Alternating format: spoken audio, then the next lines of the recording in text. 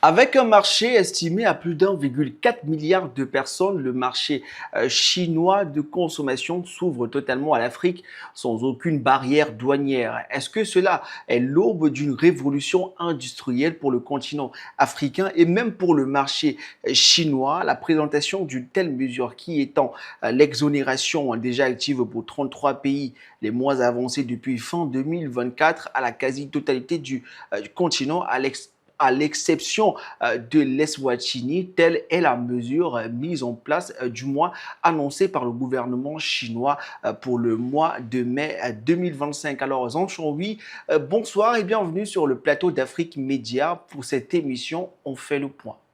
Bonsoir Jérôme et merci beaucoup pour l'invitation et aussi pour ces rendez-vous par semaine pour parler de nouvelles actualités en lien avec la Chine et l'Afrique.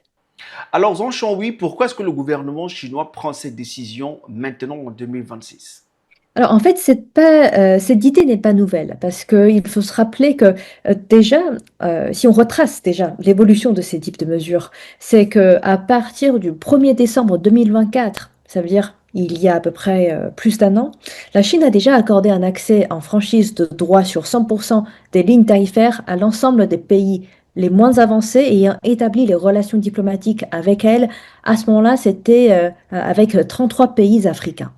Et puis, l'année dernière, 2025, au mois de juin, la partie chinoise a précisé qu'elle mettrait en œuvre, par la négociation d'accords de libre-échange innovants, un accès en franchise de droit sur 100% des produits pour les 53 pays africains liés diplomatiquement à la Chine. Donc, euh, aujourd'hui, la fixation officielle de l'entrée en vigueur au 1er mai marque donc ce passage d'une conception politique à une action concrète permettant aux pays africains à pouvoir percevoir les résultats tangibles et surtout montrer aussi un signe de cette sincérité et aussi la capacité d'exécution du côté de la Chine pour encore une fois accentuer la qualité de la coopération entre la Chine et l'Afrique. Et donc en fait, ça veut dire que cette idée est déjà là depuis à peu près un an et demi. Et là, cette fois-ci, ça y est, c'est l'annonce que, tiens, on va pouvoir mettre tout ça en pratique. Donc, je pense que ça s'engage davantage à ce côté sincère de la Chine pour vraiment l'envie d'accroître les échanges bilatéraux entre la Chine et l'Afrique. Si on posait la question de savoir véritablement quels sont les plus grands pays gagnants de cette décision, quand on connaît que l'Afrique regorge de grandes économies telles que celle du Kenya, celle du Nigeria, celle du Maroc ou encore celle de l'Afrique du Sud, qui jusqu'ici payaient des taxes élevées sur des produits manufacturés, qui sont véritablement les plus grands gagnants de cette nouvelle loi tarifaire? Non, après, encore une fois, en fait, c'est une décision qui concerne 53 pays africains. Donc, à la fois la partie du nord de l'Afrique, la partie du milieu de l'Afrique, la partie de l'ouest, de l'est et la partie du sud de l'Afrique. Donc, en fait, c'est l'ensemble des pays africains. Donc, là-dessus, il y a pas un pays qui va vraiment en profiter plus. Après, si on doit absolument dire que s'il va y avoir un pays ou des pays ou plusieurs pays à pouvoir profiter plus, ce sont des pays dont le peuple, dont les citoyens, dont les commerçants sont plus faciles à s'y adapter. Donc là, peut-être aussi, ça dépend la réaction de différents gouvernements, la réaction de différents pays à pouvoir aussi saisir cette opportunité. euh, Quel pays aura la plus de rapidité et aussi cette flexibilité pour s'adapter tout de suite et profiter de cette politique qui est ouverte aujourd'hui à tous. Tous les pays sont de la ligne de départ égale pour profiter de cette politique. Donc ensuite, il faut d'abord davantage regarder comment chaque pays concrétise cette politique, comment chaque pays font en sorte pour encore approfondir la qualité des exportations, la qualité des produits, pour rendre ce processus plus fluide. Donc encore une fois, de chaque pays, bien sûr, chaque personne qui veulent faire du commerce avec la Chine. Alors, quels sont les produits phares en champ, oui, qui vont véritablement profiter? Parce qu'après avoir parlé des pays qui seront véritablement mis en pole position suite à cette décision, les produits phares aussi peuvent connaître véritablement une expansion sur le marché chinois. Alors, quels sont les produits qui vont véritablement profiter de cette exonération des tarifs douaniers? Alors, je pense qu'il y a vraiment une grande palette de différents produits, des produits agroalimentaires, des produits agricoles, jusqu'aux produits cosmétiques, comme vous avez mentionné. Donc, on va commencer un par un. Donc, ce qui est aussi important, c'est aussi de voir pourquoi cette politique et aussi comment cette politique va pouvoir bénéficier à la production agricole en Afrique.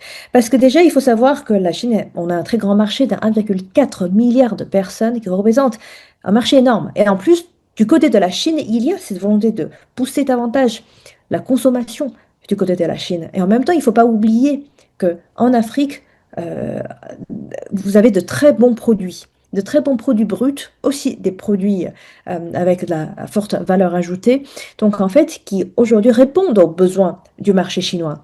Par exemple, je pense tout de suite au café, café éthiopien, café du Rwanda, café du Kenya, café de l'Ouganda, ou encore le cacao de la Côte d'Ivoire, du Ghana, l'ananas du Bénin, le noix de cajou de Mozambique, de la Tanzanie, du Bénin, et aussi les sésames, les arachides du Sénégal, et aussi les fruits tropicaux comme des avocats, des agrumes, des mangues, des ananas, ou encore du thé du Kenya, du thé du Rwanda, qui aujourd'hui, dans le futur, peuvent bénéficier de cette politique. Donc en fait, ça veut dire qu'un produit ayant fabriqué, un produit fabriqué en Afrique, mettons que ce soit les fèves de cacao ou encore du chocolat fini, quand sera exporté vers la Chine, eh bien, comme il n'y aura pas ces, euh, ces impôts de plus à payer, ces taxes à payer,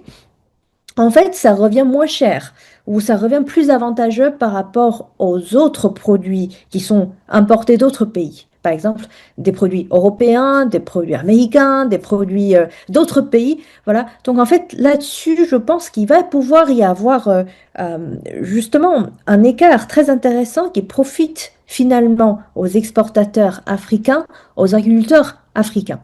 Et puis, à part ça, il y a aussi d'autres produits comme euh, aussi les produits agricoles, les produits, même des produits sur le cuivre, sur les minerais, ou encore les produits manufacturés légers. Par exemple, je pense surtout aux produits, par exemple, des chaussures, du coton, des vêtements, des textiles, des produits de cuir, aussi les produits des arts, du bois, des pièces automobiles. Par exemple, là, on voit que maintenant, l'Afrique du Sud et le Maroc misent également sur la fabrication des pièces automobiles, la fabrication euh, des produits en lien avec l'énergie propre. Et bien sûr, tout ce qui est de l'artisanat, les bracelets, des bijoux, tout ce qui sont de l'artisanat africain. Et bien sûr aussi les produits verts et durables. Ça peut être les produits bio, bien sûr, produits bio certifiés, ou encore du bois transformé durable, ou encore les produits agricoles à faible empreinte carbone. Je pense que tout ça, ça va pouvoir bénéficier davantage cette politique. Et surtout, ce qui est bien, c'est que par rapport aux autres produits ou les produits d'une même qualité ou de la même catégorie, il va y avoir un avantage, justement en profitant de cette politique tarifaire. Forcément, du côté de la logistique, on ne pourrait pas dire que la Chine ouvre son marché sans tout autant mettre des garanties sécuritaires, notamment en ce qui concerne les différentes normes.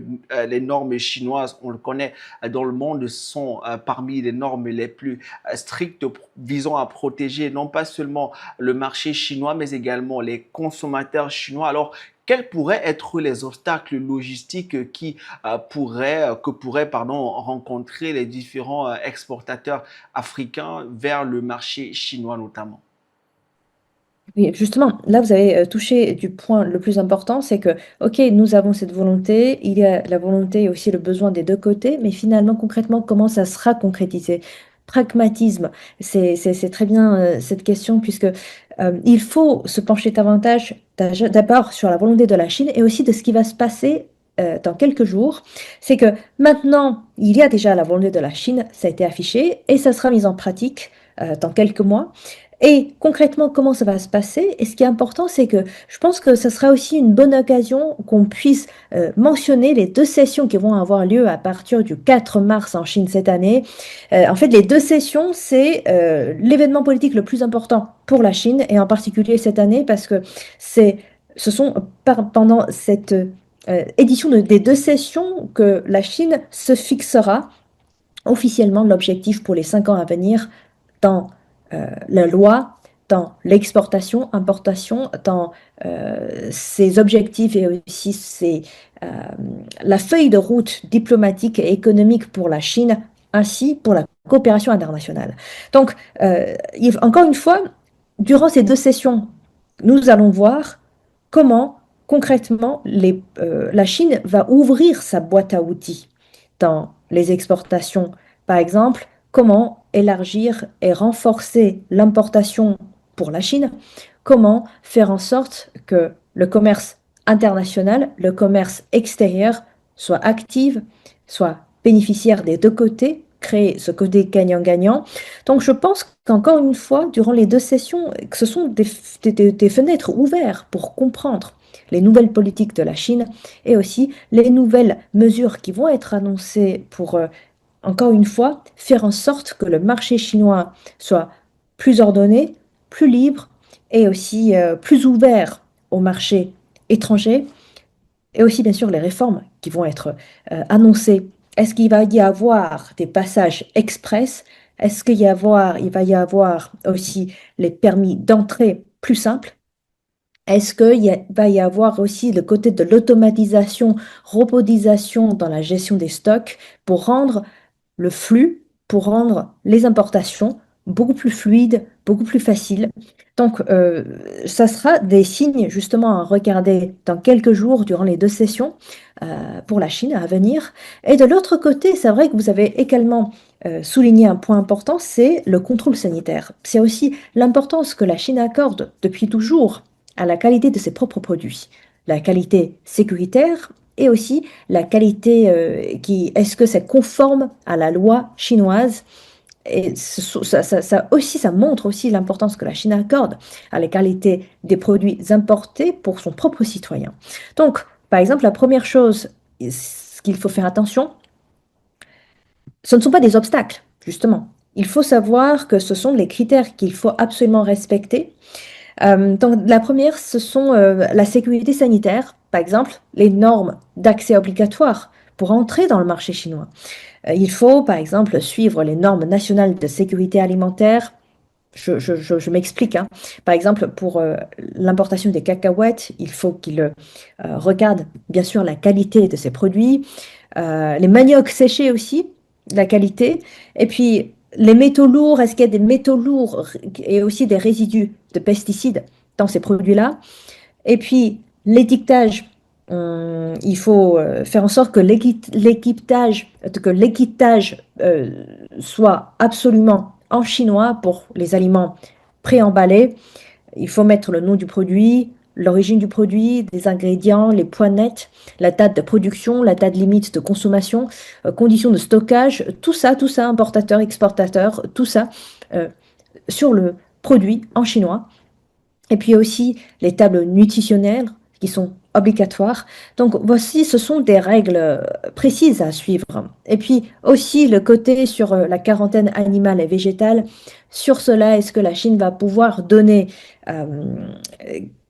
simplifier les processus d'importation? Il faut voir l'évolution des échanges économiques entre la Chine et l'Afrique. Et peut-être durant les deux sessions à venir, il va y avoir de nouvelles mesures qui vont être annoncées. Et bien sûr, il faut faire attention aux interdictions strictes dans l'importation. Par exemple, les insectes vivants, les organismes nuisibles réglementés. Donc, tout ça, il faut respecter les règlements. Et puis, est-ce que ces entreprises étrangères sont enregistrées? Les établissements agroalimentaires, par exemple, doivent être enregistrés auprès d'une administration. Donc je pense que ce sont vraiment les détails à y faire attention. Et après, aussi, ce qui est important, encore une fois, ce ne sont pas des obstacles, ce sont des conditions de succès. C'est-à-dire pour un producteur de cacao, un producteur de café, voire un producteur de vêtements, il faut connaître le goût de la Chine. Que aime le marché chinois? Que aiment les Chinois? Donc, par exemple, un peu plus de design, de packaging, aussi au niveau du matériau, est-ce que c'est peut-être écologique, anti-humidité, euh, pour les produits comme des fruits secs, des noix secs, il faut savoir bien emballer les boîtes scellées pour justement se protéger de l'humidité, pour faire en sorte que le produit soit non seulement de bonne qualité, mais aussi aimé et adoré par le marché chinois pour bien sûr garantir une bonne vente euh, pour les exportateurs africains. Et encore une fois, de connaître le goût de vos clients, du public chinois, même par exemple dans le domaine de l'artisanat et de la joaillerie, connaître un peu les signes et la culture chinoise pour mieux s'adapter au goût du marché chinois. Donc je pense que ce sont, au contraire de ce que vous avez dit, les obstacles, il n'y a pas d'obstacles parce que la Chine est en train de montrer à travers cette politique que le marché chinois a besoin des produits africains, mais de l'autre côté, du côté de l'Afrique, il est bien et il est aussi intelligent de pouvoir prendre en compte le besoin réel, la préférence du marché chinois. Et là, je pense que si un Africain de n'importe quel pays connaissent le coût de la Chine, connaissent aussi la préférence du public, et en même temps qu'ils peuvent proposer de bons produits de qualité africains, je pense que là, les produits africains peuvent être très très compétitifs sur le marché chinois, d'autant plus que vous avez de très bons ingrédients, vous avez de très bons produits agroalimentaires. Là-dessus, je pense que ça va effectivement ouvrir une très très belle opportunité, justement en profitant de cette politique tarifaire, de gagner en compétences par rapport aux produits européens ou aux produits du continent américain. Donc là-dessus, je pense que ça peut être euh, une très très belle opportunité à saisir. Alors, Jean oui, c'est avec cette information que nous allons mettre un terme à ce numéro d'En fait le point. Nous vous remercions d'avoir accepté notre invitation. Merci pour l'invitation et je vous dis à la prochaine. Mesdames et messieurs, c'est ici que nous mettons également un terme à ce numéro d'En fait le point. Nous vous invitons à rester scotchés sur les antennes de la télévision panafricaine et nous vous donnons rendez-vous très prochainement pour un nouveau numéro d'En fait le point.